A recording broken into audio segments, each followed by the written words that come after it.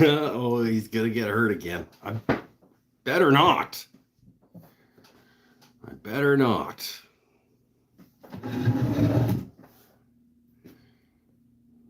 Paul, that negative way of thinking is not gonna fly. Are you supposed to put it down when it bursts? I put it down for a long time, man. I put that lathe down for a year ish. And then I did it again, and it worked okay because I knew a little better about what I was doing. And then I replaced it, and it's been living under my bench for the last 2 years. We're gonna see. We're gonna see. I have full class. I have a full class tomorrow, 4 people. And last time I had 4 people in pen class, there was a lot of sort of sitting around and watching each other, and it didn't. Nobody said they got bored, but I would be bored if I was taking a class and like I had to wait my turn, and so I want to have 2 lathes going if I can. So I got my number 1, my MT1 pen mandrel kit. We're gonna see. It's obviously, it just came out from under the bench. It's still super dusty. We're gonna see if I can make this into a pen turning rig for full classes. If I only have 2 people, I'm just gonna bring the Laguna down to the shop. If I have 4 people, I would like to have 2 lathes. Tomorrow I have 4 people, so we'll see. Theoretically, there isn't much to a lathe, really. Like, it's got to spin this way consistently, and it has to clamp this way. For turning pens, it's not like it needs to hold a whole lot of weight. It should be able to be a pen turning machine. We're going to try to make it into that tonight, and then restock my class box to make sure that everything that I took out of it since the last class goes back into it, and I make notes about what I need to accomplish before class tomorrow afternoon, whether that's cutting up some more blanks, getting some more tubes into samples, or whatevs. Congrats on the class turnout. Thanks, man. The class is going okay. Like, there've been a couple that have been one-on-ones, which is fine. It's actually ideal to do one-on-one. It's not financially the best because I get paid per student. So dragging all of my stuff down to the shop to do a one-on-one is not. It doesn't make it not worth my time, but it's right at the border, honestly. Like, dragging everything down there to do one-person class is kind of right on the edge of this isn't worth it. But it is a better class for that person, like, unsurprisingly. But that's why I would like to have 2 lathes if I have 4 people, because then it's not a quarter as good. It's not the right ratio, but you know what I mean. Remember to be safe. Put the lathe in a circle of salt, sacrifice a chicken, and chant backwards. I don't think I can chant backwards. Maybe I can. Oh, Bennett's here. Look out. I don't think there will be any salt circles or chanting. If it hurts somebody, it won't be me. No, nothing's gonna hurt anybody. It'll be fun. It'll be fine, and I've had enough of your negative thoughts.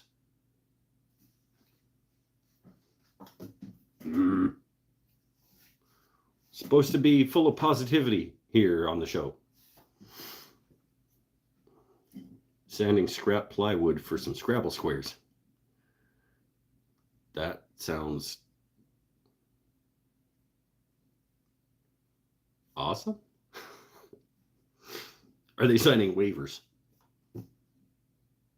No. There's like an implied waiver. Nobody's going to get hurt. Why are we talking this way? Everything's going to be fine. We're going to do a test tonight. We're going to get it set up. If it doesn't seem like it'll be a safe operation, we'll just have one lathe again.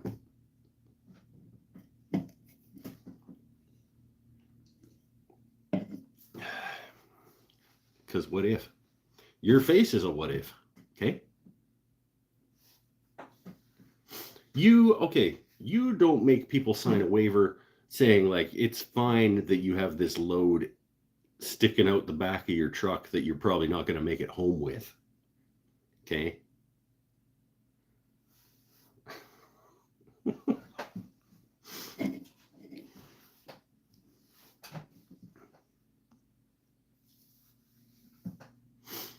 Not our issue. Well, the Natty is the one with the insurance, so it's not my issue if somebody once it's past the gate, it's not our problem. Yeah, but once they are at the shop, if they were coming into my shop, maybe I would think about a waiver. I did mention to her at one point, like, should we have safety waivers for this? And she didn't seem concerned, so.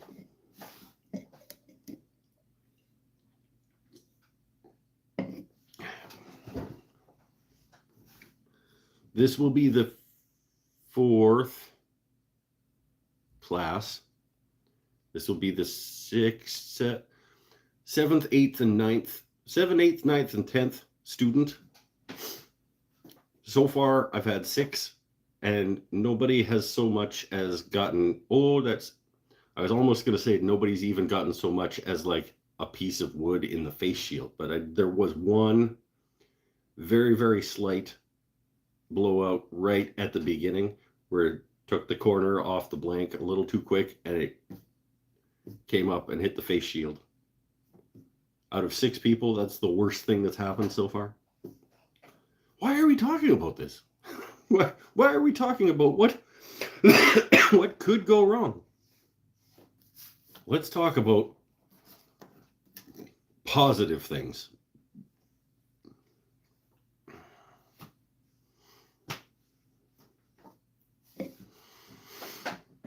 Clearly, she's never used her master lathe. Well, she's never used any lathe. I don't think. No, that mini sub made a couple of successful dives.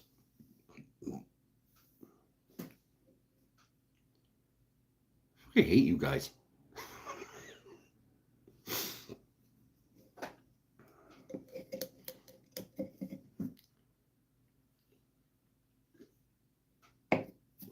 One of you was like, congratulations on the class turnout. Yay, positivity. The rest of you are like, oh, but somebody's going to get hurt. What if you get hurt?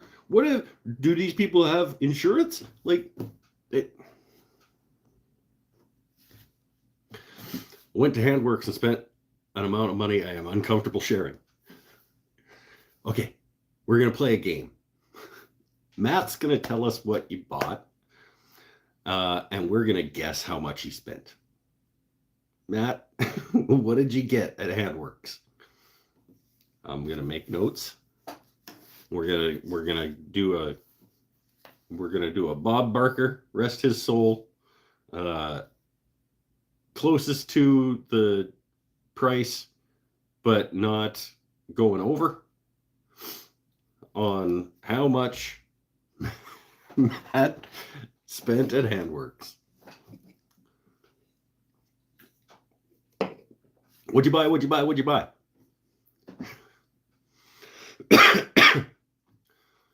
Didn't you bring a box of saws to have sharpened.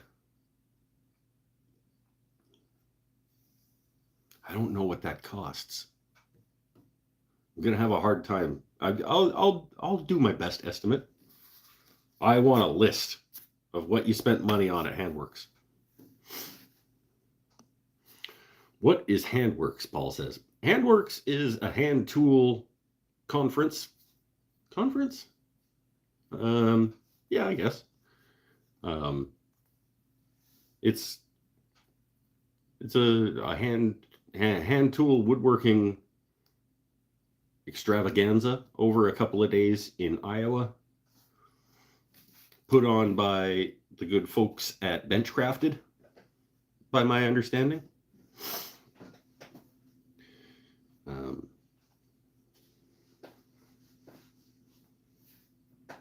Gave Chris Schwartz and Megan all my money. Oh, so maybe you just bought some books? No, you said you were embarrassed about how much money you spent.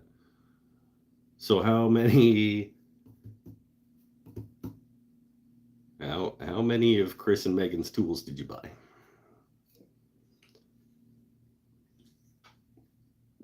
Because yeah, that could.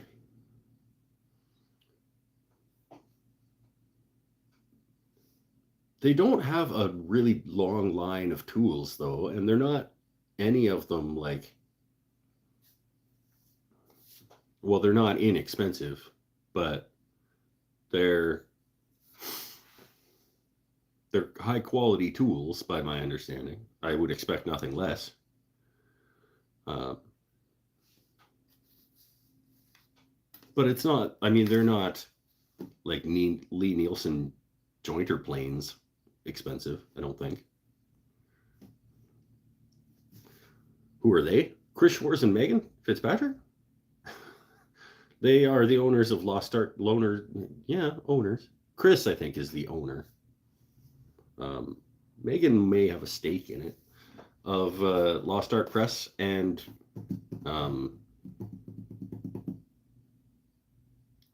why can't I think of the actual tool company name? I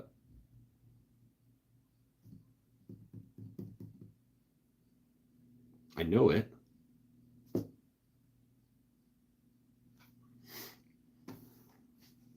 they make high-end, like, marking and measuring tools and calipers and dividers and squares and things. I think they have squares. I haven't actually looked at their entire lineup of stuff.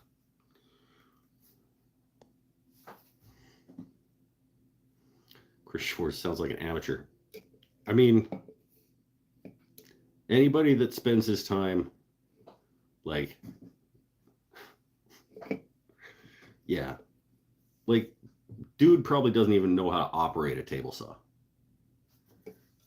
To be honest.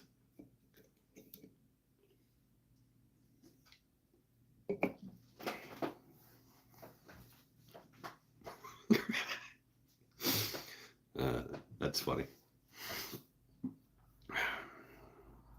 Ran into Rex and James several times. Had lunch with Rex and James. That's cool. Did a meetup and went to that. Right on. I heard the Fine Woodworking. Couple of guys from Fine Woodworking were there. Ben and Mike Pekovich, I think, were there. Bob Van Dyke from Connecticut Valley School of Woodworking was there. Yeah, Mark Spagnolo was there. I saw pictures of Mark. Who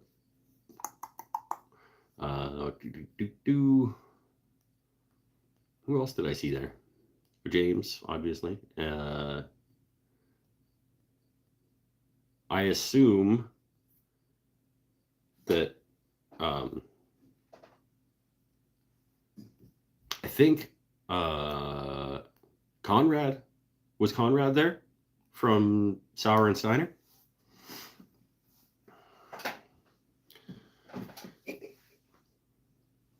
Benchcrafted guys were obviously there. Bad Axe was obviously there. Mark Spagnola sounds like another amateur. Yeah, but at least Mark knows how to use a table saw.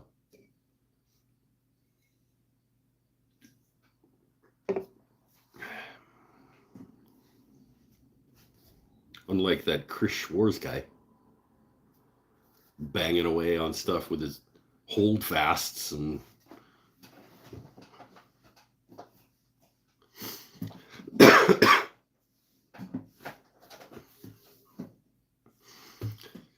like drilling things like this. Like, what an idiot.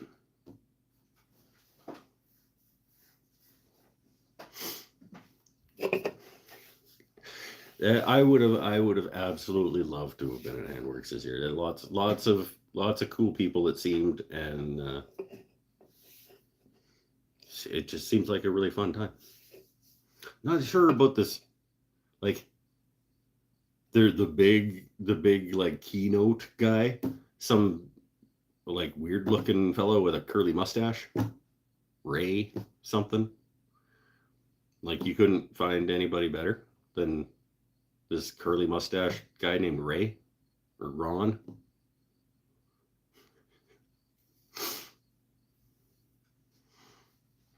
And the only power tools I own are a drill and a grinder. Yeah, that's Roy Under. I know. It's funny, okay? Just like hey, Chris Schwarz doesn't know how to use like a table saw. Come on, like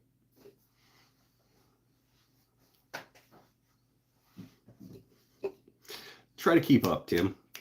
Come on.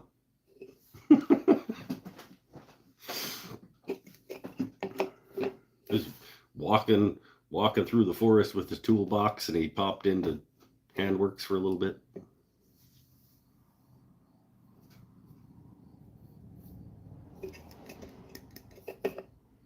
Oh, I don't think Schwartz doesn't use any power tools.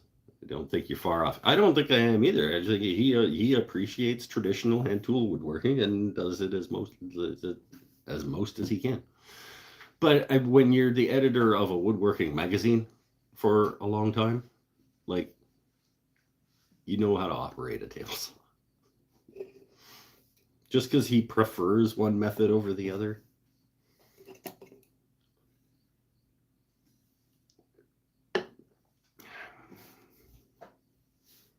Makes chairs out of sticks.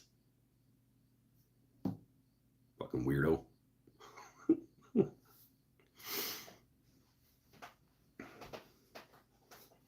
Something in my shoe. It's bothering me. These shoes are starting to come apart. It might be time for new shoes.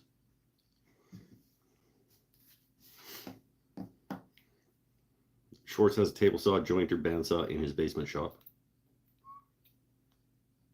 Yeah, he also has like a publishing company and all like a school. It's you call it a school? I mean, they do classes out of there. I don't know that I would necessarily call it a school.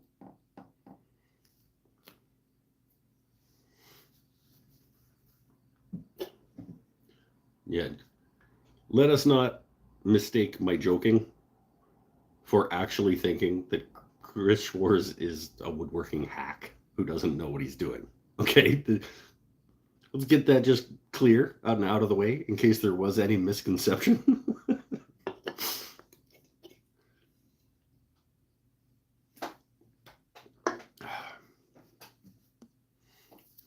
Have James Wright make you a new pair of shoes. No. Buy my new shoes at the store.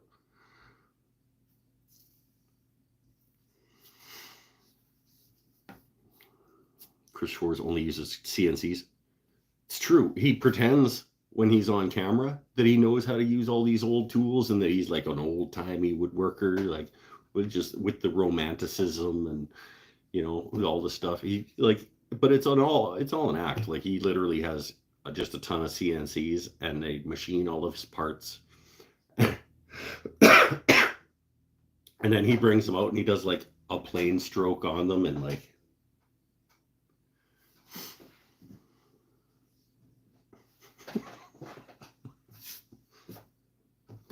it's time for us to call out Chris Schwarz for his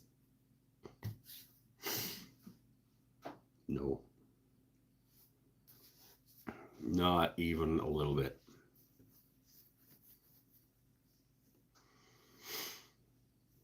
Sounds like something Mike would do.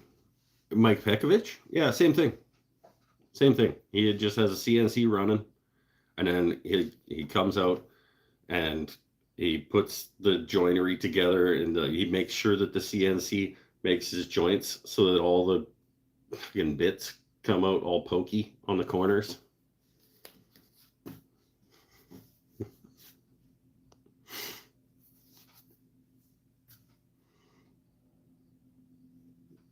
Look at with the what t-shirt? This t-shirt?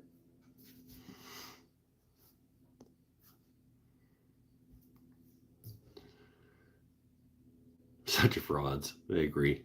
I agree. The whole lot of them.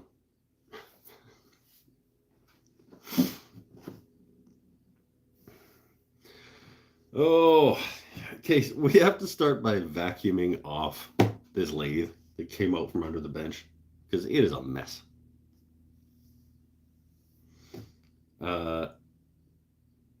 Okay, to quickly get it out of the way. Crucible. That's them.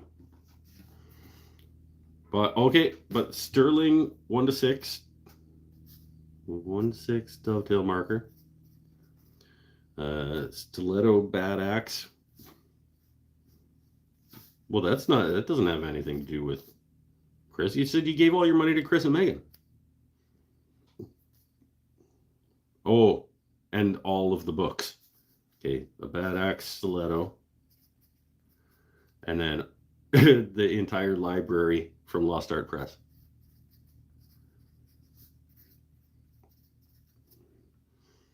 Okay. That's not bad. That's okay. I'm gonna say, oh,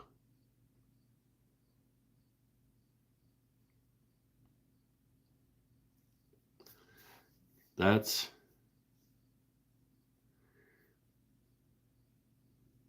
$1,000. How many books does Lost Art Press have?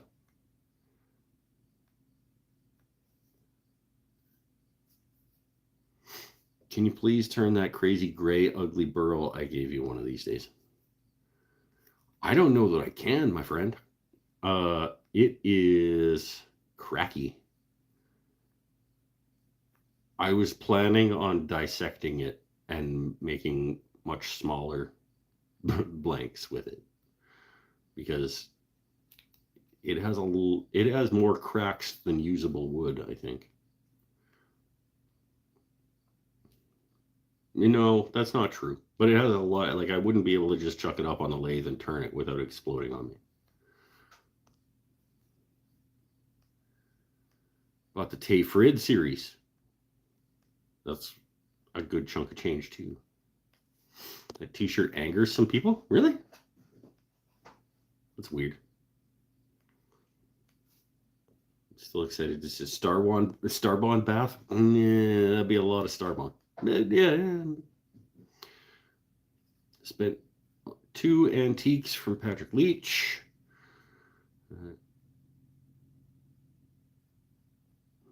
A reprint of the Rubo book. Yep. Don't ban Tim. If you bought the entirety of the Lost Art Press catalog and a stiletto from Bad Axe and a Crucible dovetail marker, I'm going to say you spent, I don't know how many books Lost Art Press has, but let's say that's $700.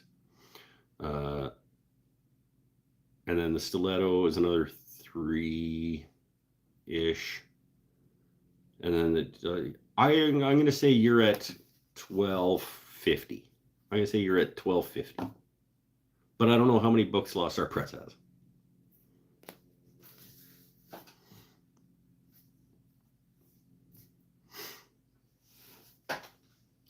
Tim says $2,000. I don't think they have that many books. Todd says 12:51. Oh, I shouldn't have gone first. Well played, though. That's well played. Yeah. Yeah.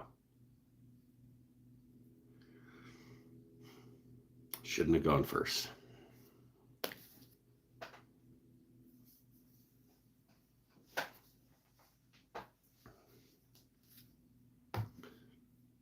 Now I just can't win unless I am exactly right. Unless it was exactly 12:50. God. Damn it, Legioness. I'm gonna vacuum off this lathe.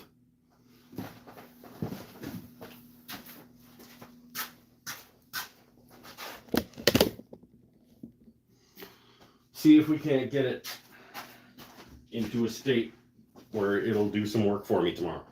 Loud noises.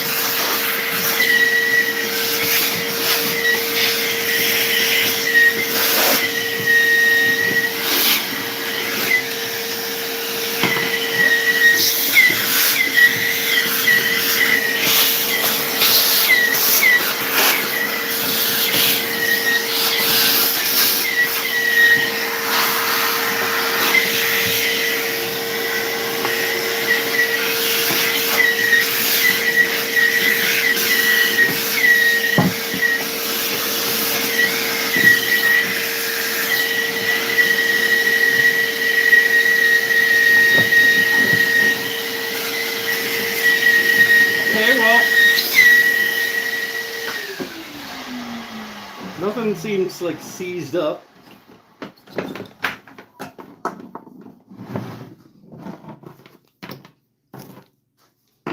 Everything seems to be moving. And it's not awesome, but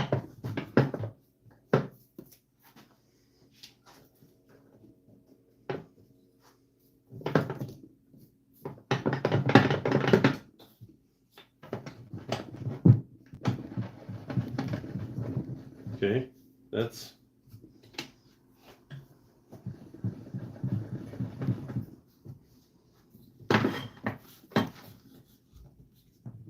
locking down okay.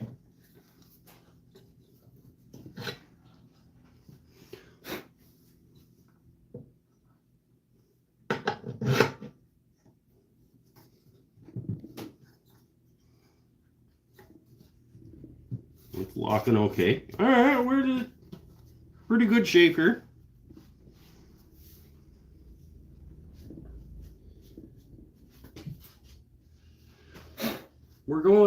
We're going okay so far. A little bit of rust on the bed that I don't remember there being there, probably from like resting my foot on it when it was under my lathe or under my workbench. It's for the kind of where I put my foot sometimes. So not ideal. But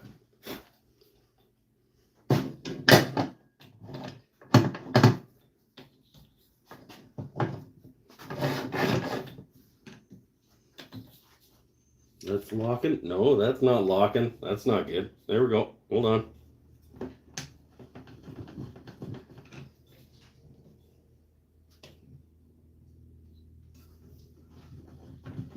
Good enough. Should probably bolt it down to a piece of wood that I can then clamp to the table that it's going on. I do have my bag of accoutrement. Loud noises again.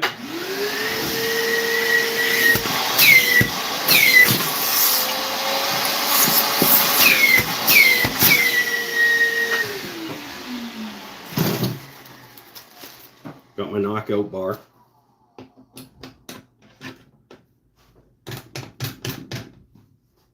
Uh-oh.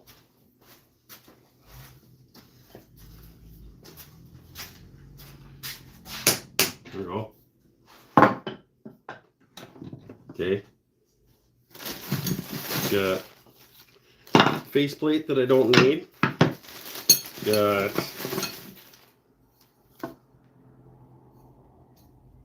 a wrench that I don't remember what it's for. Oh, for the faceplate. So I have the bolts to bolt it to a table. Got an Allen key for dunno.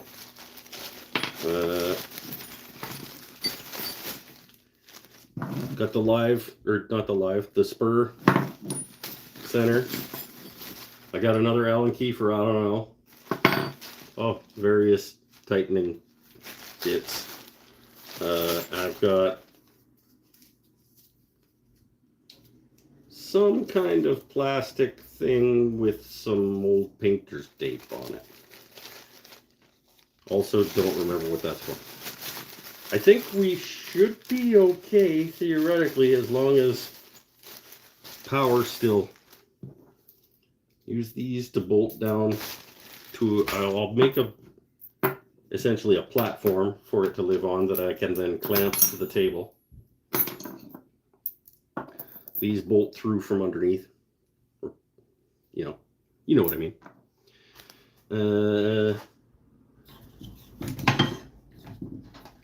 Let's hope when I plug it in and turn it on.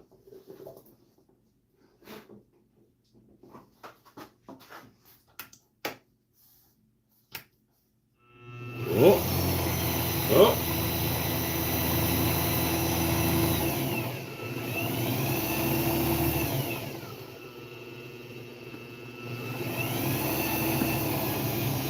Sounds, I don't remember what it did sound like, but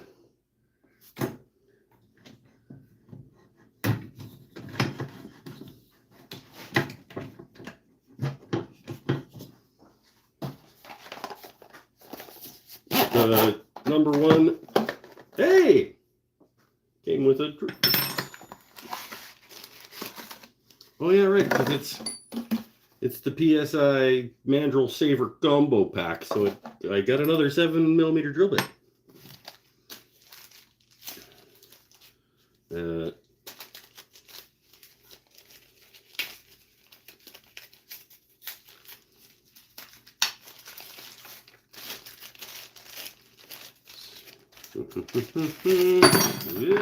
Yeah, I got more bushings too.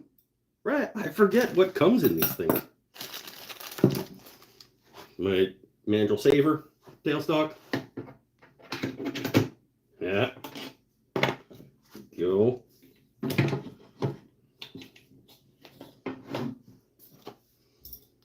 Get in there. Everything all fits right on.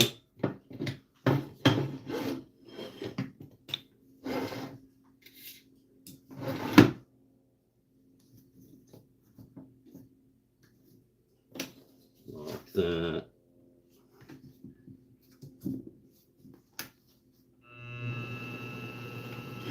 Oh.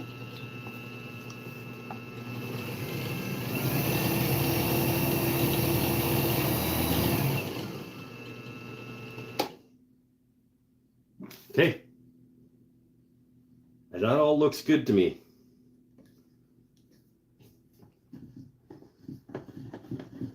Other than just like the overall crappiness of the unit. But I think it's also going to be nice. Honestly, I think it'll be nice to show people that, like, you can get into, like, if you are willing to deal with garbage tool, you can get into this and do some things with not that much money. I think this lathe cost me, I got it on sale. Well, I got it for Christmas, but I believe we got it on sale for maybe $150 Canadian, maybe $200 Canadian. Brand new. And if all you want to do is little stuff, maybe this is an okay place to start.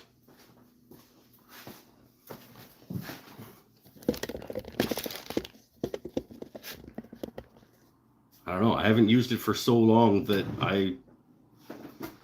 my memory of it being garbage may not be completely wrong.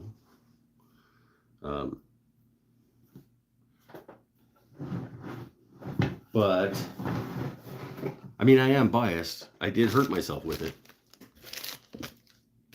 But I'm not entirely sure that it was the lathe's fault. I mean, part of it, absolutely. Let's assign it some blame for sure.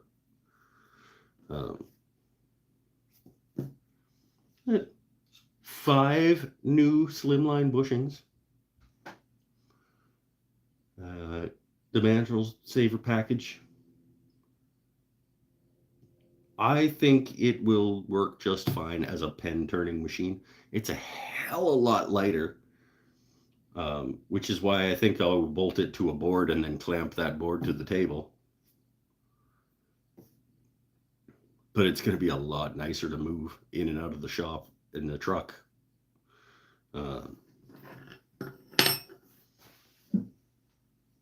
I think we'll be fine. It's pulling him in with a false sense of security. Yeah, well, it'll be fine. We're good. Positivity. First video I ever watched was Fear and Loathing at the Mastercraft lathe.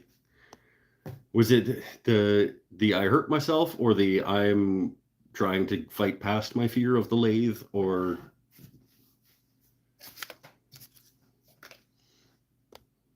what? Did I make a mallet? Send me the plans for the Matthias wooden lathe and I can sell them.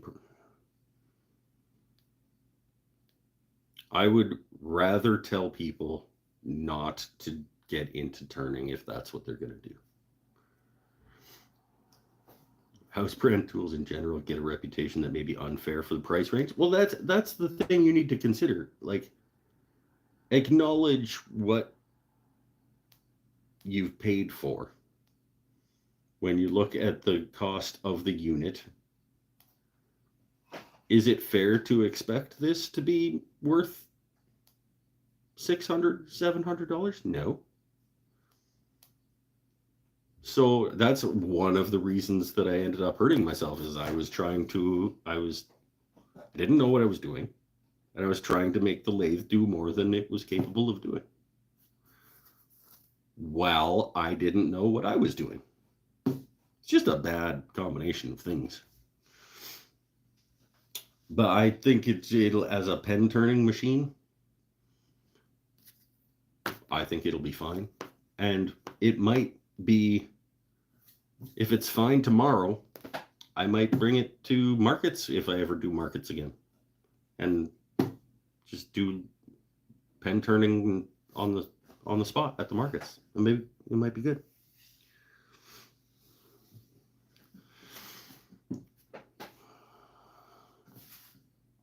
I used it to find out and then bought the upgrade. Yeah, that's like, I used it to find out that turning is cool and that I want to continue, even though most people would have gotten hurt by the lathe and been like, nope, turning's not for me. I'm not smart. It's not true. We all know that I'm smart. Most people would have decided that maybe turning isn't for me. I was like, I bet that was me. I bet that was a me problem. Maybe I should spend a bunch more money on a better lathe and find out if it was a me problem. Turned out it was both. I think it'll be a perfectly fine pens and pen only. Bottle stoppers, maybe. Little snowmans, and I probably will leave this pen mandrel in it, and it'll just be a pen turning machine. I need a new beer. I'm happy it still works. Literally, it's been under my bench for a long time with me kicking it and like putting my feet on it and just like getting all kinds of.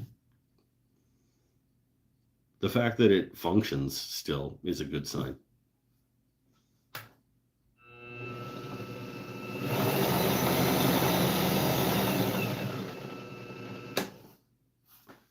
I think it'll be just fine as a secondary pen only lathe. Beer.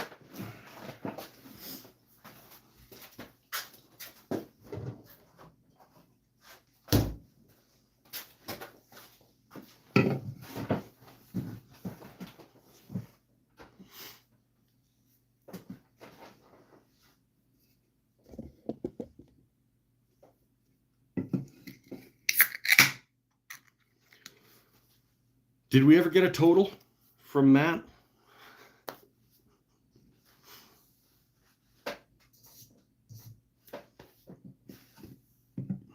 Anybody seen Pinnell yet? Fucking slacker.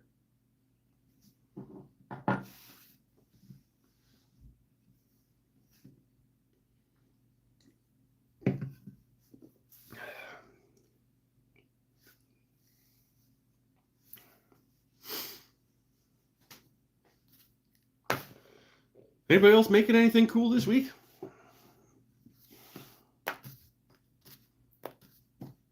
Matt can't afford to make anything. He doesn't have any more money for wood anymore. My guess was right on. Hey! Whoop, whoop. So there, Laginess.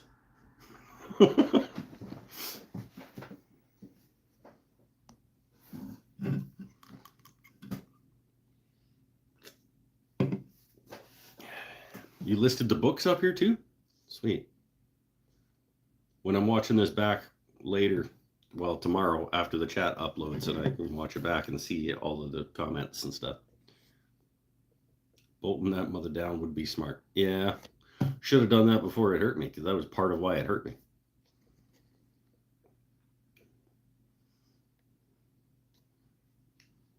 Damn guy who made Blue Spruce was there selling new fancy tools under a new company. Well, yeah, because he sold Blue Spruce to like China or some Chinese company, didn't he?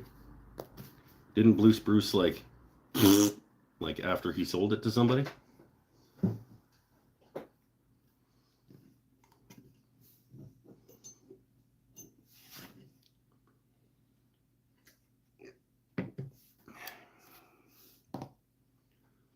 Best beginner lathe under $300 for pens, handles, and pipes.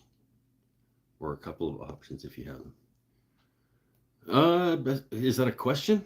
Best beginner lathe for under $300? I don't have a frame of reference for that. I've only ever used one lathe under $900, and that's this one.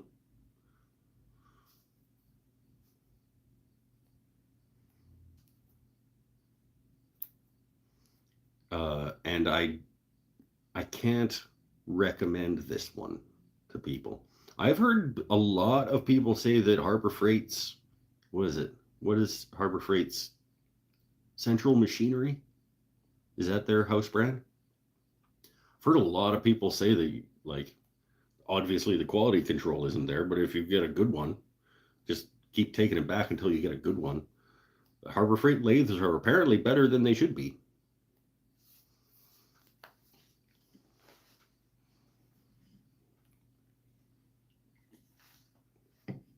A lot of people have had success with those things, like right up to the big ones.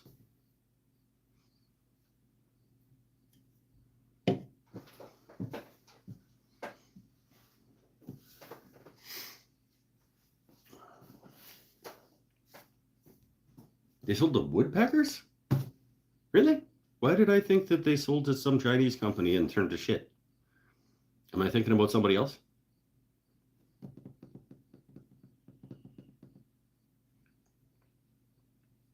Who makes the really expensive, fancy looking planes? Maybe that's who I'm thinking of. that are like, you buy a block plane for like $700 from these guys. Maybe that's who I'm thinking of, that sold to some Chinese company and is now garbage. Bridge City. This is all just hearsay too. Like, I'm only going on, like, you know, what I hear people say. When 3421 wood lathe was recently rated as the best sub $300 lathe. There we go. Paul's got an answer. Rated by who? Can't just be like recently rated. Who rated that? Was it when? Because that makes a difference. A lathe is just an AC motor turning belts, as long as the bed is flat and the bearings are decent. Yeah, that's what I said. There's not a lot to a lathe. If this part rotates this way consistently and lines up well with what's holding it from over here on a bed that allows you to move things in and out. I do like that even this cheap, crappy Mastercraft lathe has some level of variable speed with a dial.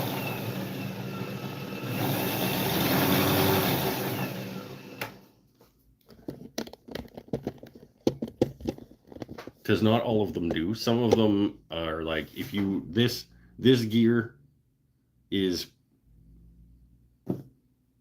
240 RPM, this gear is 860 RPM, and this gear is 1800 RPM or whatever. This one is actually adjustable between, I don't know how many RPM and I don't know how many RPM, but it has no like belt gear changes or anything. If it's on the internet, it has to be true. That's not the case. Unfortunately, I will have to break it to you, Matt. That is not the case. I know, like when I found that out, I was like, what?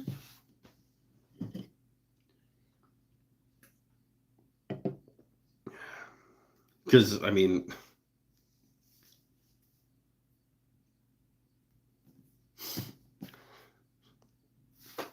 number 2 is the Shop Fox W1704. I believe Shop Fox is a Grizzly, either owned or affiliated.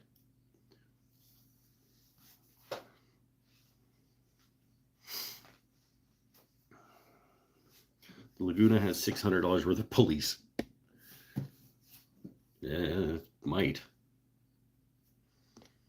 Shop Fox is Grizzly, right? Yeah, I think that, like I said, I think that there is an affiliation there.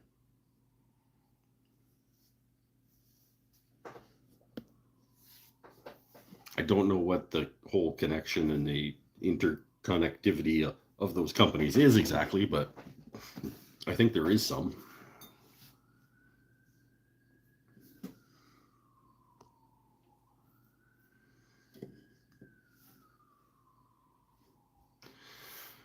Oh, now I gotta go through my box of stuff. Make sure that I have everything I need. I get to bring 2 sets of carbide tools with me this week. Before I go tomorrow, okay, note number 1. Before I go to class, I have to do the unboxing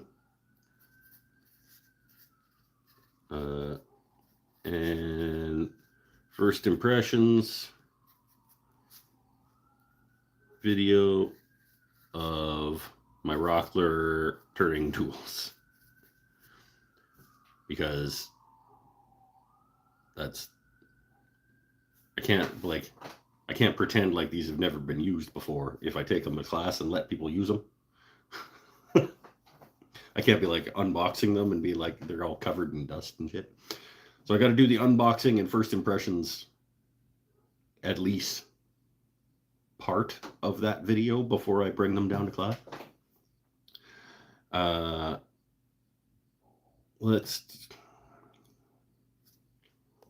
What else do I have to do before I do that? Let's reload all my bowl blanks, or not my bowl blanks, my pen blanks. Reload, pen blanks, Make sure that my sandpaper, generally for the classes, I just bring the bag of the garbage Amazon ones, so that's fine. The Beaver Jaw saga has not progressed. They want a video of the problem, and I just have not had time to shoot like a 7-second video and upload it to them. I've been busy. I made 32 bowls in the last week and a half.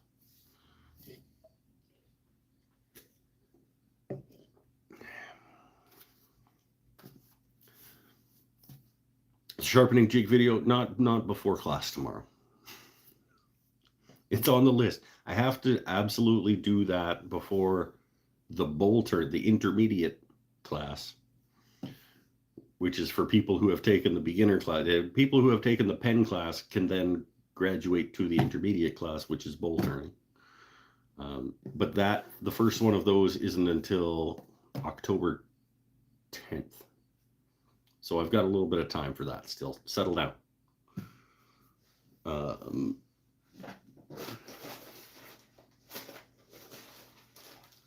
Sandpaper, got my jaws, I got tools. Most of the stuff from class is still in the class box. It's only the stuff that I've used since then that has come out of the box. So like the high-speed crayon, the custom high-speed crayon, the old set of carbide tools.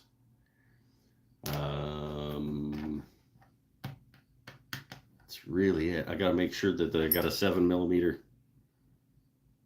drill bit for the Jacob's chuck. Jacob's chuck is currently in the tailstock of the Laguna. It's not that much prep to do because most of it is still living right in that box right there. That's the class box. Don't use the Rockler carbides for hollowing bowls. I wasn't planning on doing that. Shallow, I don't think that would be a nice little shallow like dish type bowl. I wouldn't want to get them over the tool rest I wouldn't want the pivot point on the tool rest to be more than about 1.5 inches past the tip of them, probably. Because there just isn't really enough leverage there with the rest of the 12 inches of tool that you've got. Once you get about 1.5 inches over the tool rest and the bowl is making contact with this guy, the 9 inches or so remaining over here doesn't give you enough. Less than that, less than 1.5 inches over the tool rest. Oh, Pinnell showed up.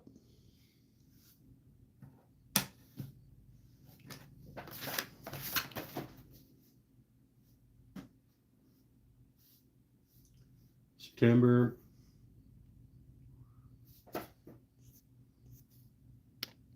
9th. Tardy.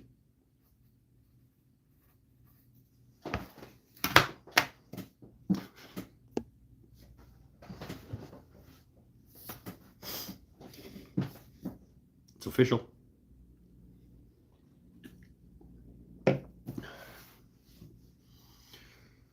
Not going to ask what Pinnell's making these days because we all know Pinnell doesn't make anything. And also I know what he's making. What is that shed for? You just going to park a little tractor in there or like what? Just yard tools? What's the shed for? Oh, Pinnell's making a shed, by the way. But he's made like it's a full-on thing. Like he's building trusses and like I thought 250 pounds of me would be enough rear balance. Yeah, it's not how the physics works on that the pendulum point. It's not a pendulum point. The fulcrum.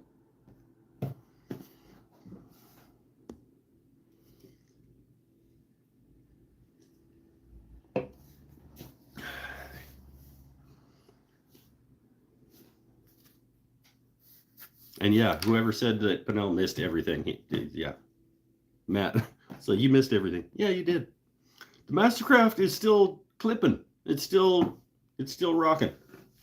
You got the new pen mandrel up on it, and I think it's going to make a perfectly adequate pen turning rig.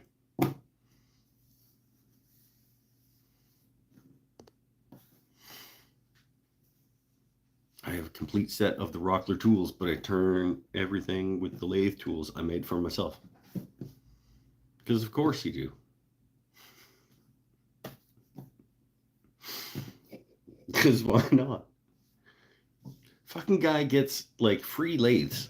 Just like, has had what, like 3 free lathes? It's like, well, instead of buying turning tools, I'll just make my own out of scrap Allen keys I find in the bin at the thrift store. Like,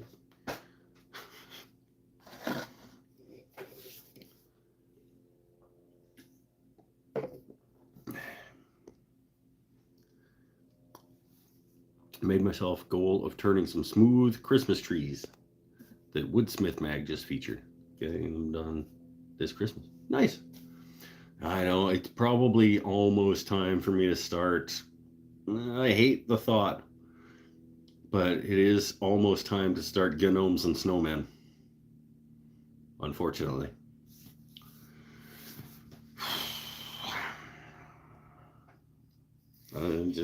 We'll see. I've tried 2 lathes and didn't pay for either of them. Yeah. Won't pay for damn turning tools either. Cheap ass.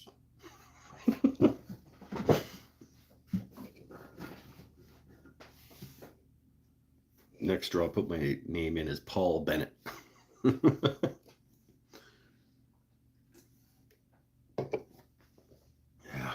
All right. Well, you're going to have to remind me next time we do a draw that that's what you want to be entered as. You know, I love the snowman. Yeah, the snowmen are fun, but like you shouldn't be starting snowmen in the middle of September. Like I don't want to be turning snow. I want to be like I want it to be winter.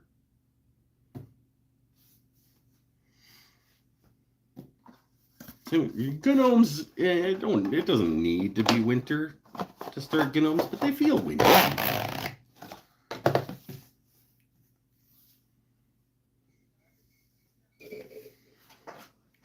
But what I don't want to have happen is like the week before Christmas market, I'm like, oh, I don't have any Christmas stuff. Guess I gotta make 20 snowmen and 20 gnomes this week. Like, I don't like that. If I just in between other stuff, just like don't have anything to do, gnome. Little bored, snowman. You know, that's ideally that's how I would do it. No guarantees. But in an ideal world, that's what I would do. Just turn a couple of ghosts. I saw that. Laginess. And you got your beard on your gnome.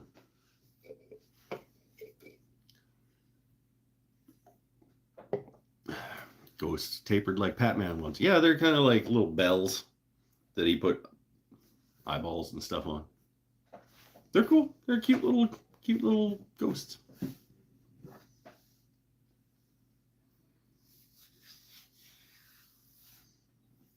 Todd Laginess on Instagram. I think it's just Todd Laginess, all one word. Give the guy a follow. He puts out more on Instagram than I do.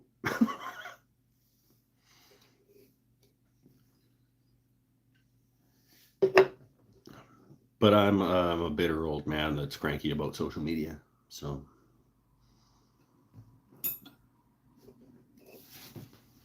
it is what it is.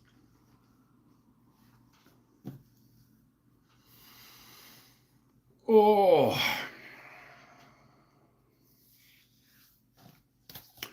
for those of you who were not here last week and did not watch it after the fact, it is now out there in the world that I am addicted to nicotine. And so now I am going to take breaks whenever I want to satisfy that need. And one of them I can feel coming up.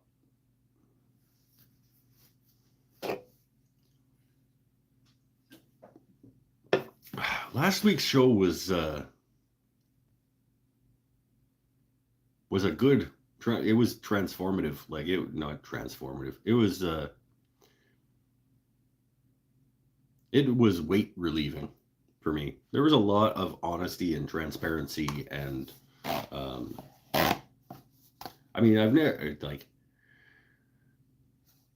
never been like fake. Like, I've always been me and real. But like, I liked being able to like say out loud some of the things that I said last week.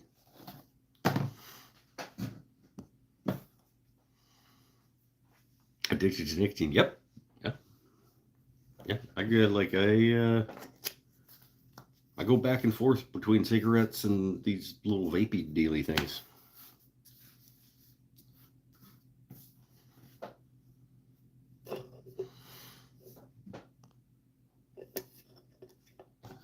And last week, I don't remember who it was.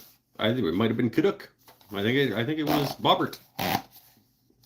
We were just having an open Q&A, and he just asked, "Are you addicted to anything?" For the first time ever, somebody asked me that.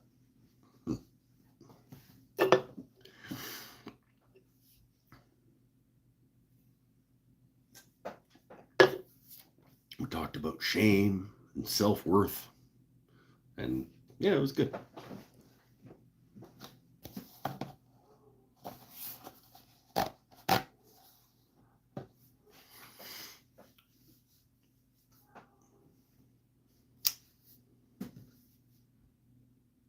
I used to smoke 3 packs a day.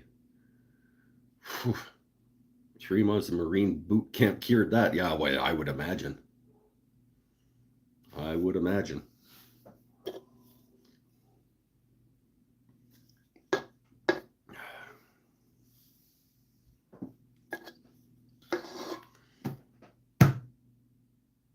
going to take a nicotine break. Grab a new beer. Maybe short show tonight. I've said that before, though. We all know how that goes when I say that. Sometimes. Back in a minute. Oh, back hurts. Oh, listen to the cranky old man with his back pain.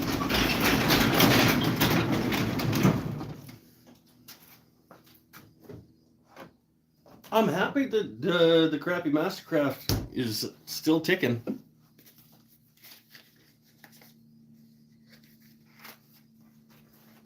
I gotta say.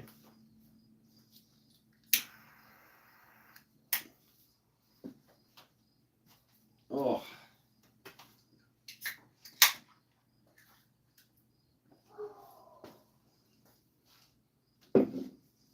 I'm still hesitant to just like do it on camera, though, because I feel like Google will have something to say about that.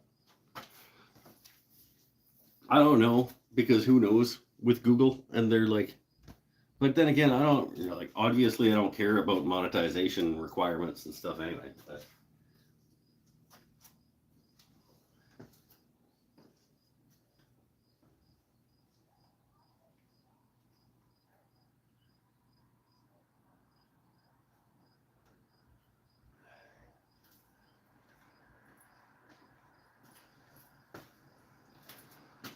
oh, here's another cool thing.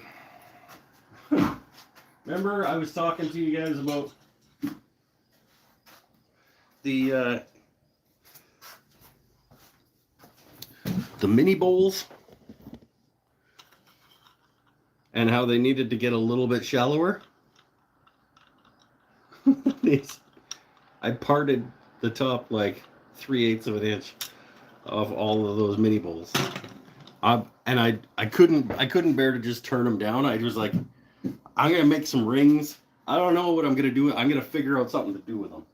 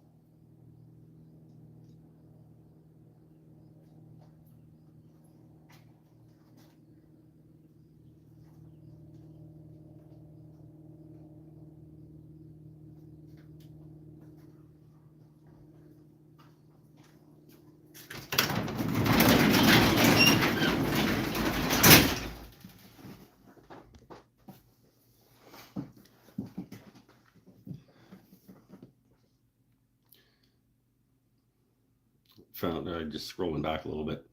Found Todd's turned mice. Yeah, they're cute little guys. Hey, you're in Canada, you don't have to smoke. Just go outside and inhale. But I'm on the coast, and the wind goes that way. Like we get a little bit of the forest fire smoke, but it's. I was actually talking to somebody about that today that was complaining about the smoke in the air, and I was like, "No, man. I lived in Ontario, or I lived in the interior, and like every year, the best it was like it is outside here today." Sell those at market at bracelets, like bangles. Yeah, bangles. Maybe for small children. They're little.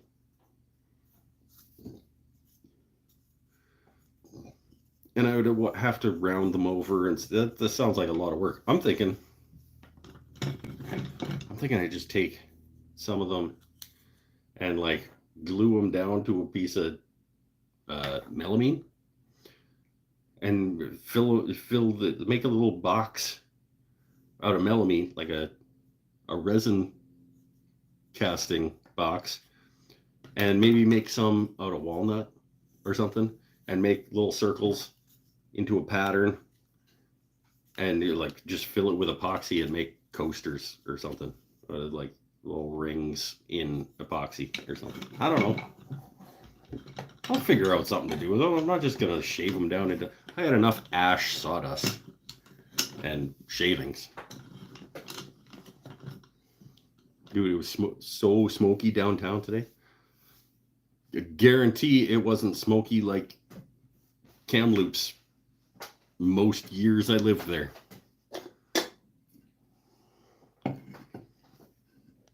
I lived in Kamloops for like 15 years, my friend. Just about. And whatever it was downtown today was,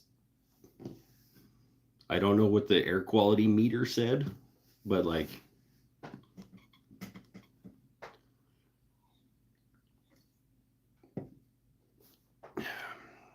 tell one of the people who stretch their earlobe. There you go. You'd think you got like, there you go.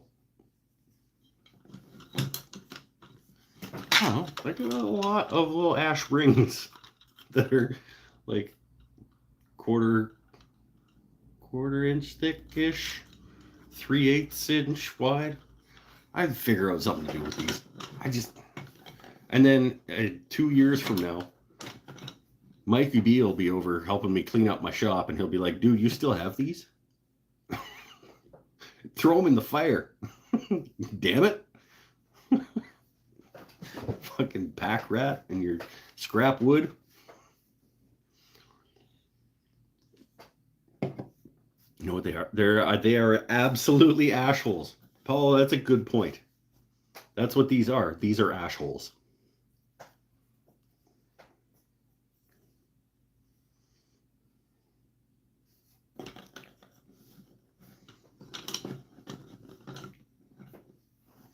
Three to 3.5 inch diameter ash holes is what those are.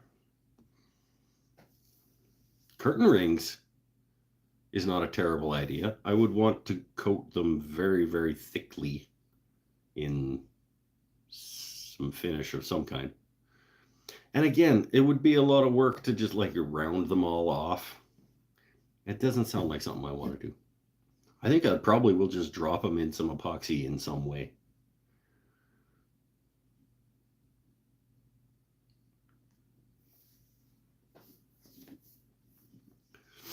Todd and I are spamming each other with likes now. There you go. Hey, have you done this one? Only half of you have done this one. Give me down in the corner there, jerks. And then go over to my Instagram too and do all of those. If you're over on Instagram liking stuff, come on. Put a maple leaf inside it and fill it with epoxy. Yeah. Not a terrible idea. I'd cut out a bunch of little maple leaves, put them in here, fill them with epoxy, and that's like a Canada coaster for ash holes. Canada ash hole coaster.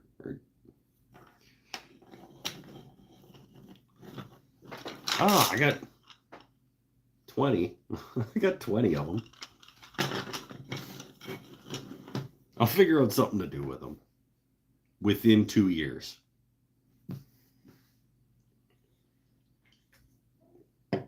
It's a cool idea. I don't know. It is. I agree with you. That is a cool idea. But it would also just be cool to just like round off and drill out some other kinds of wood and just like make an abstract round pattern in a mold and fill it with epoxy and plane it down until it's coasters. I just feel like just if I would have just shaved them down, well, A, it wouldn't have been as quick as just parting them off, and B, it just feels wasteful. Make a chain, just cut one slit and then chain them all together. Then I make a Christmas garland out of ash holes. An ash hole Christmas garland.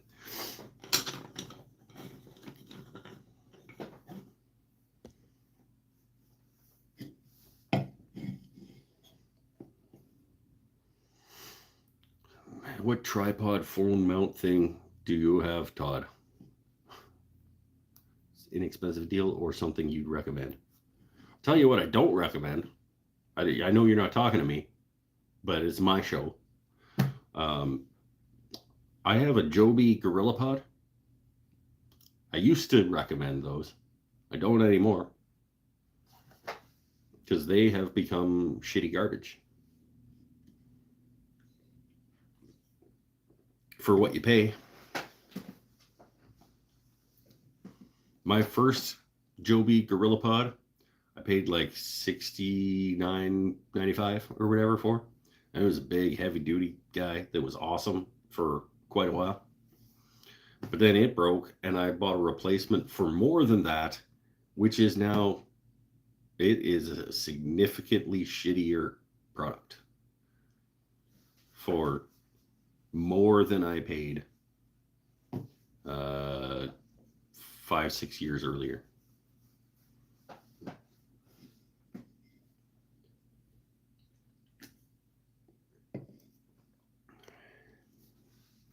And still the same number of thumbs. Are you guys not enjoying yourselves? Come on. This is fun, isn't it? Or maybe I have a whole bunch of thumbs downs that I can't see because it just comes off the thumbs up total. Because people are booing the fact that I am addicted to nicotine. And I'm a bad example for their children. I'm not a role model anymore.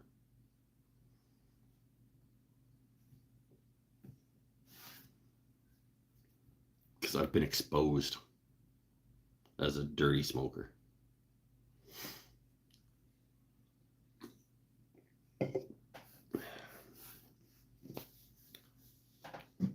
can't see the thumbs down. No, I can't. I can only see the total number of thumb ups.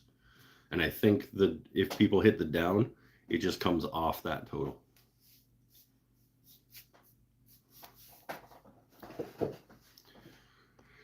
People walk their own paths in life, not the same as mine, so I don't judge. We're all on our own journey. Nobody can. I mean, some people are shitty, but I don't know why they're shitty. I don't know how they got that way.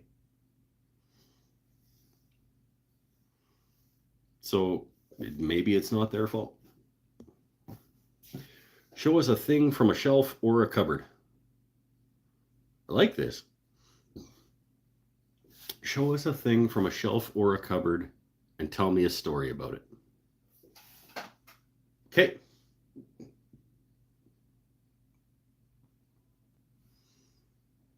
Show you a thing from a shelf or a cupboard. Okay. Come with me. This was one of my first ever cabinets. This guy with the abstract painting on it was one of my first ever cabinets. It's got a piano hinge down the side. It's just plywood trimmed out with Douglas fir. It was supposed to be the PPE cabinet. So we've got some earphones. We've got some Band-Aids. This is where I keep the Veritas Band-Aids, but it's also the candy cabinet. So let's talk about a story about the Waterbridge wine gums. I don't know. I don't really have a story for anything in here, but this is the PPE cabinet. I've got a respirator that I don't use because I have a beard, and it doesn't work because I have a beard. It's a 3M, like 2 filter dealie. Don't use it. It lives in its bag in here.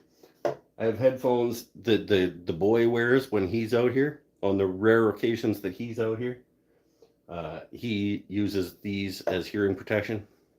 Wine gums, Twizzlers, and Veritas Band-Aids. And a random piece of abstract art.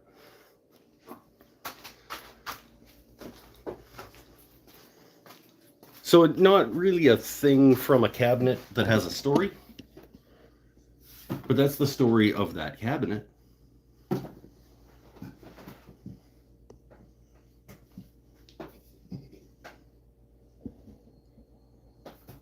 I think that counts.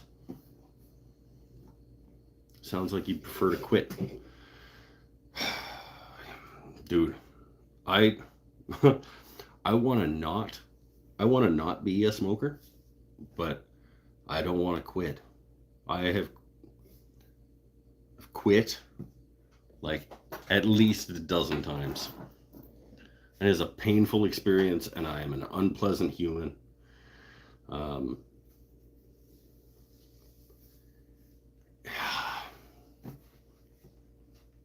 As part of what we talked about last week was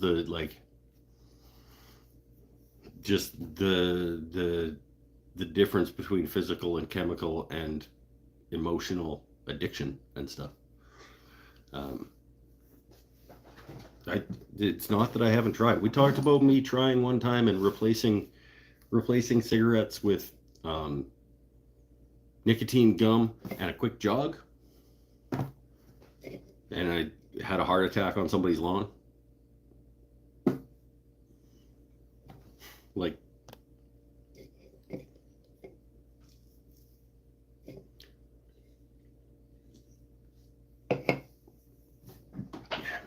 yeah, it's not.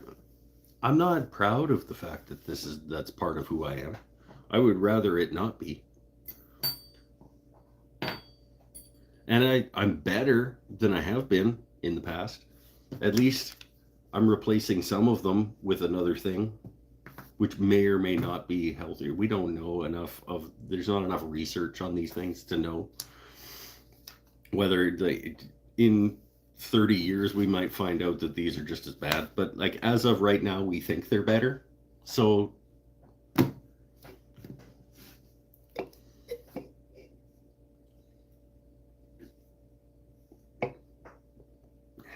Yeah, I got one more thumb. We could hook you up to a shock machine and zap you whenever you inhale. Or we could just accept the fact that everybody is on their own path through this world. And there's no negative consequences for you that I do that. So what does it matter? There's no impact to you that I do that, other than sometimes having to not have me be in front of you for a couple of minutes, which is actually a positive impact in some ways.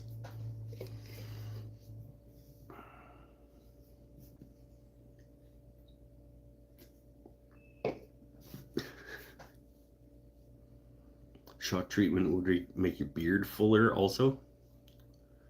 If there were enough volts, maybe. Yeah, I don't know. But I can just do that without it. Like, if we wanted like a more full looking situation, like I can make that happen. I just I don't.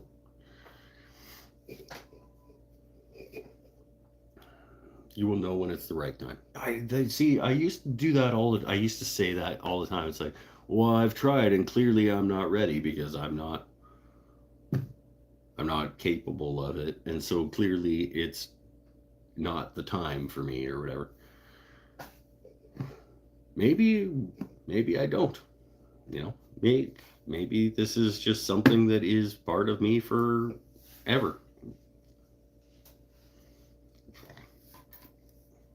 There are some people that eat like vegetables all the time as part of their lives and who they are.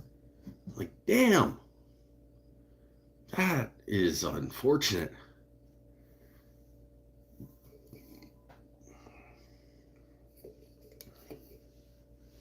I'm gonna screenshot that for my next Gnome.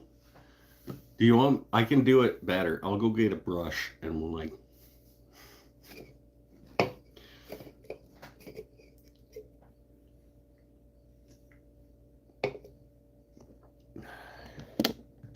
Woo.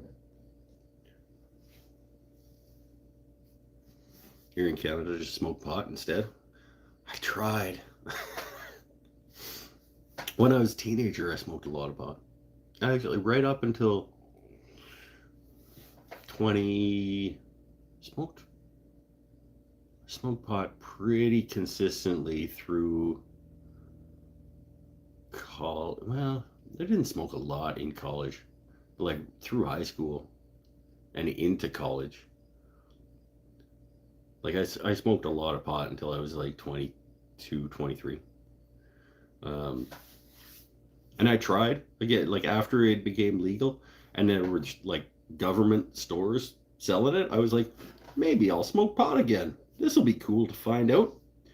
And I went and bought like some of all of it. I was like, give me a little bit of that, a little bit of that, a little bit of that, because I'm gonna find one. One of them is gonna do what I want it to do. Because I didn't want it to just put me to sleep. I didn't want it to make me all paranoid and sketchy. I didn't want it to just like melt into the couch.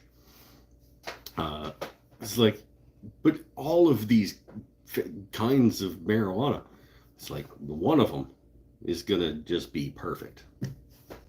I tried, I think, all of them, and I was like, nope, I guess I just don't. I guess it's just not for me.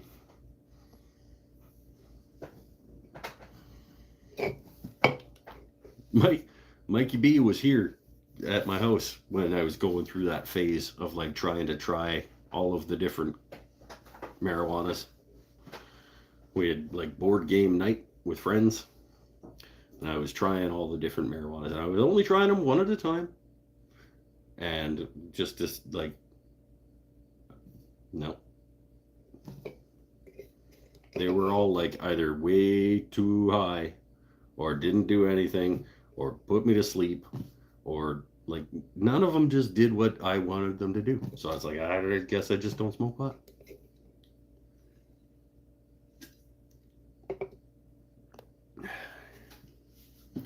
tried smoking pot and hated it. I'm the bacon stuff kind of, bake it in stuff. Yeah. Smoked pot with friends in my 20s and never by myself. Never felt addicted. Never smoked cigarettes more than a few times on a patio or concerts. Yeah, we're all on our own journey.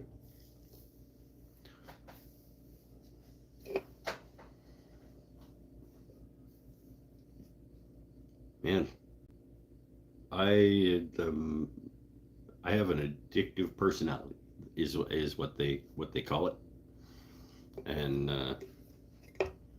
I have I have fought off some addictions in my life. Don't think I'm transparent enough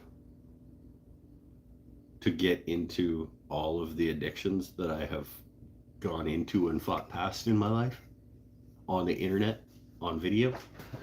Uh, but let's just say the fact that I drink a fair bit of beer and consume nicotine regularly, it means that I'm in a really good place.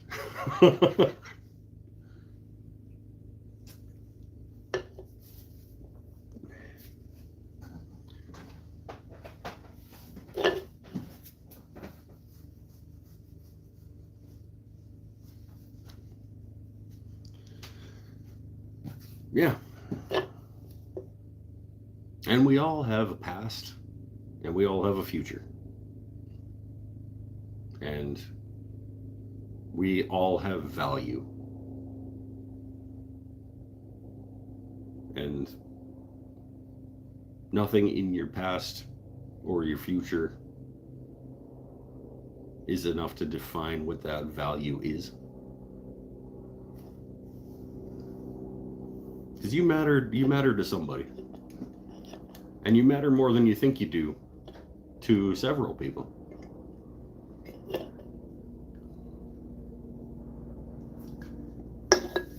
And sometimes you need to just remind yourself of that. Because sometimes it doesn't feel like you do.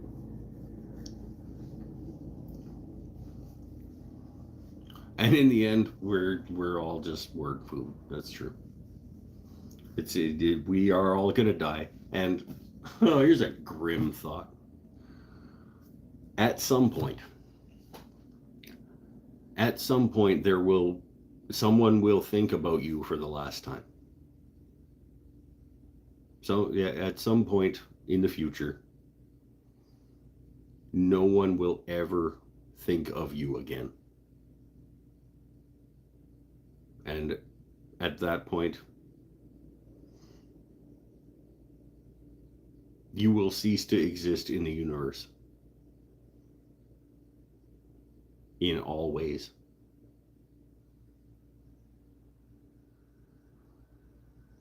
Damn. It's like grimmer than I thought it was going to be. Like I knew that sentence, that discussion was going to go in a bad place, but that's really depressing.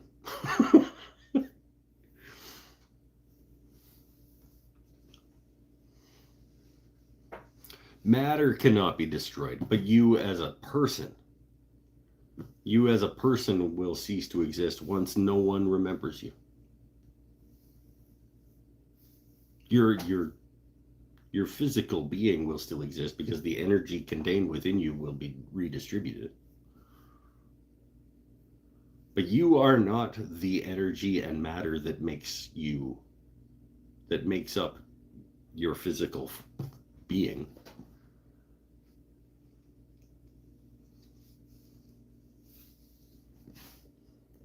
You are more than the energy and matter that makes up your physical being. And just because all of that is redistributed doesn't mean that you continue to exist. Wow. Let's move on again.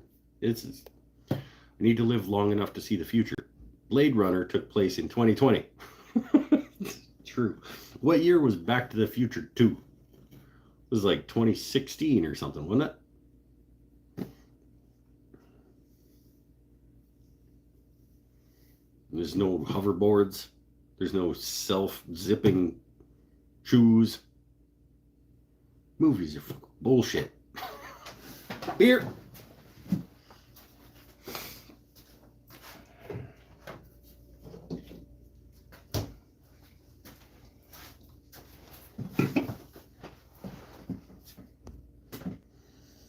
Kablah's here.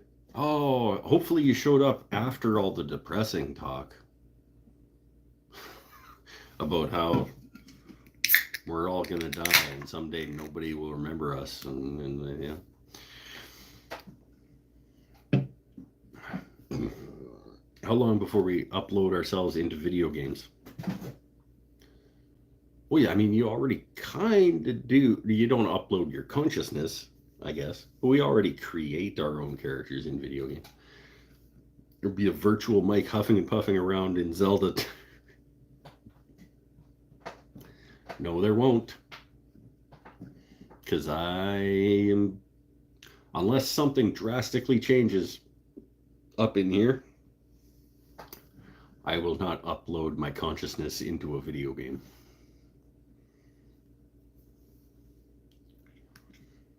Let's hope I missed the depressing stuff. I'm just getting over COVID. Wife got stupid sick, and I had to go get her tests again just a couple of days ago. And they were negative, but yeah. There's still sickness in the world. Well, hopefully you're past the worst of, I can only do it with this hand. I've never been able, I don't know what, I've never been able to, as soon as this one comes in, this one closes. But I can do it with this hand. I don't know why. And not even really. Like, I have to put some effort in. But this one I've never been able to do it with. The original Game Boy had a camera accessory to put your face in a game. Yeah, and you can still, like, I could play video game, like NCAA football video game, and make myself one of the characters by, like, designing my own person or whatever. It's not the same as uploading your consciousness.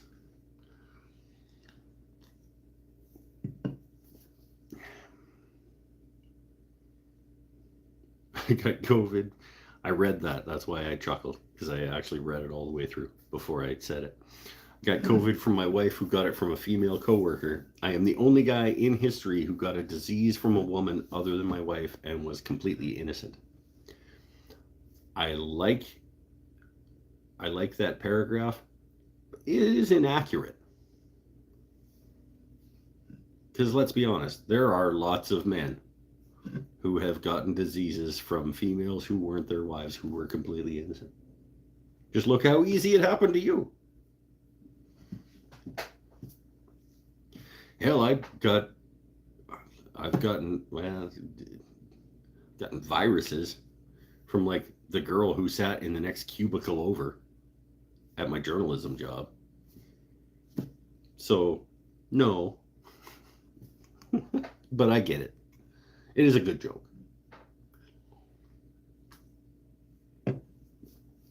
Just not accurate.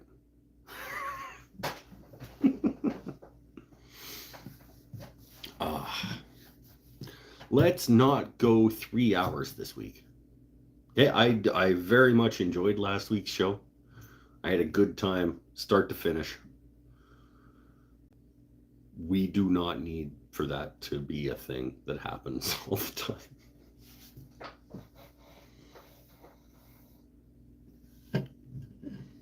In fact, we could start wrapping this up right now. I'm sure Pinnell, he's not even still here.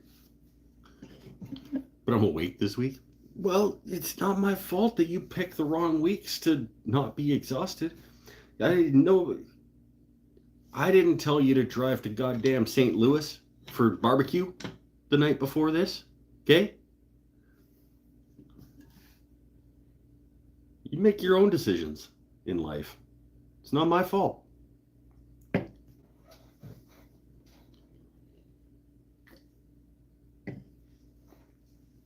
It was good barbecue. Yeah. I would hope so. It's a long trip for shitty barbecue.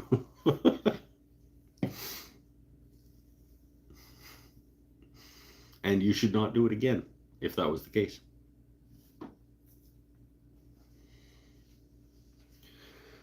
I think we can get this wrapped up. I do have to do a little bit of work packing up a box and stuff, making sure I have enough blanks. Obviously at this point I'm not going to be busting wood down with the table saw to make more blanks, but I would like to make a note that I need to do that tomorrow before class if I need to bust down blanks. And so this pan mandrel, did it again. This mandrel is in this lathe. I want to bolt it to a board so that I can clamp to a table. I've got some random pine fir things up there that'll work for that.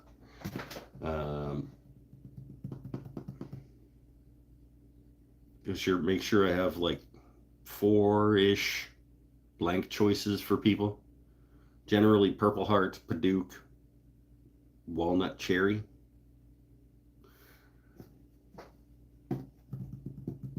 The other pen mandrel is in the box. You can see it poking out right there for the other lathe. Sandpaper's there. Pen jaws. Pen jaws on the old Craft PSI chuck are right here with their dealy bars.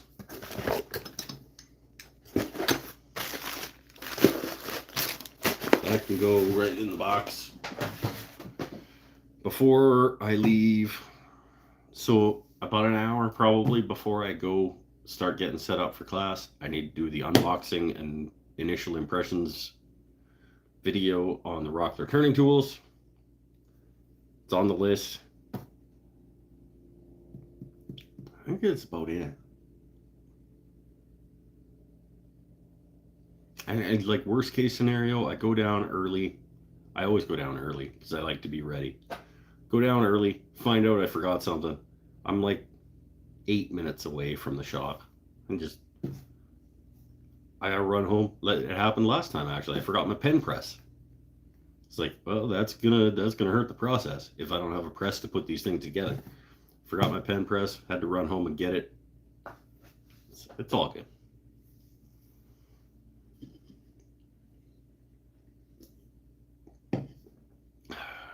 I'm changing dealerships for service. Shouldn't have to take photos before my you've had a pretty crappy run with that bike so far, man. Like for the mechanical things that were wrong off the start, and then like the missing stuff, and then when they fixed it they broke it, and like you should go to a new place. You made a list last time? Yeah, but I didn't save it. I didn't print it out or anything. Come on. Oh, like plan for the future. Honestly, when I first created these pen turning classes, I didn't think anybody was going to go. I was like, I'll put these on and nobody will sign up and I'll stop doing them. So far, not quite so much. Like they're doing okay.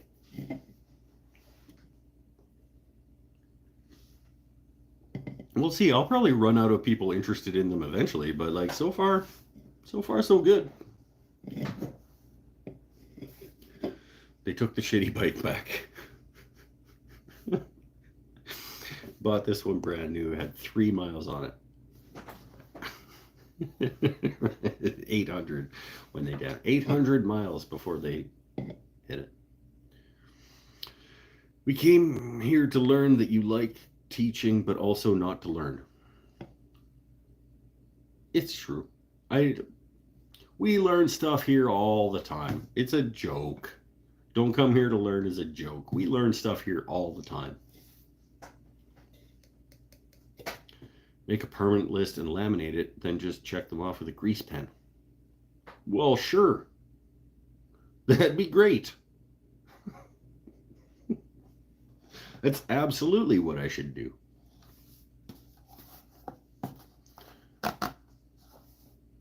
What do you think the chances are that I ever get around to doing that? Like, we've met me, right? Like, it's best practices and whatnot. Like, yeah, no, that is exactly what should happen. I'm a slacker. That's exactly it. I'm lazy. Uh, if only I wasn't so lazy.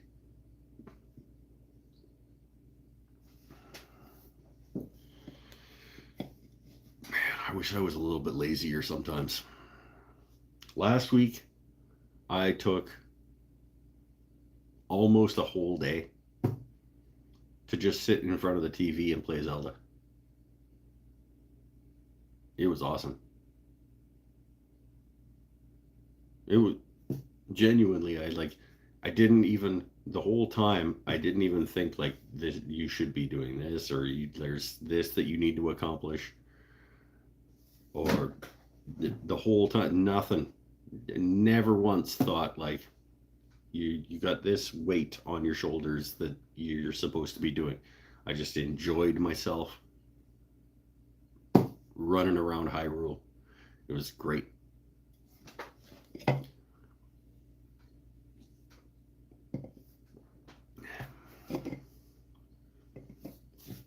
Hardest working hamster I know. It's boy, I do feel like a hamster sometimes. Just running and not getting anywhere.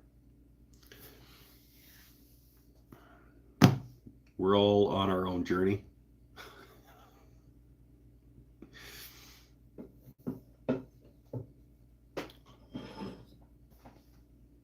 Keep putting one foot in front of the other, even if you're on a wheel and it doesn't feel like you're moving forward. Just keep putting one foot in front of the other. Try to be moving in a positive direction. It's all we can do. Sometimes that is all we can do, and that has to be enough.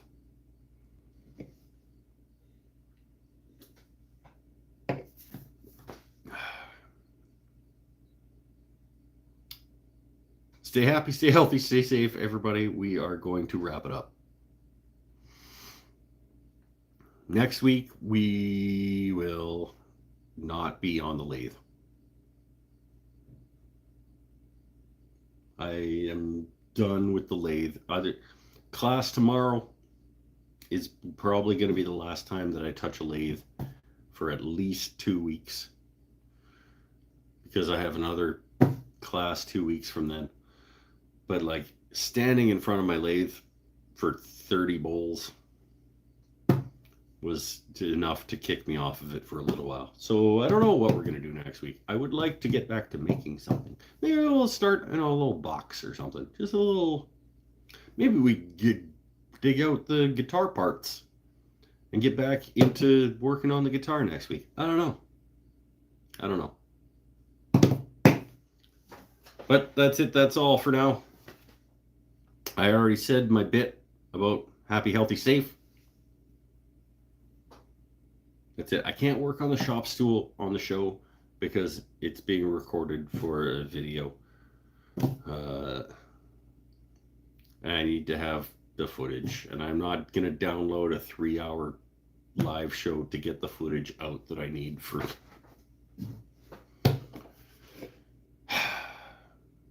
life on the internet. So I can't open this box until I can record myself opening this box. Don't start a YouTube channel, people. It's just a terrible, terrible decision.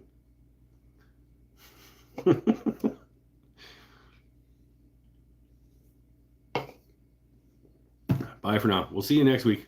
Next week, I may, depending on how this next week goes. Maybe before the live show, there might be a premiere about making 30 damn bowls. We'll see if I manage to sit myself in front of a computer and do enough editing over the next few days after tomorrow. Monday, Tuesday, we'll see. If I get enough computer time Monday, Tuesday, and feel like video editing, which is really like the main question mark. Do I feel like editing video on Monday, Tuesday this coming week? If that happens, there might be a video release next Saturday. I know you guys don't believe that I still actually make YouTube videos, which is understandable. I'm not sure I would believe it either, but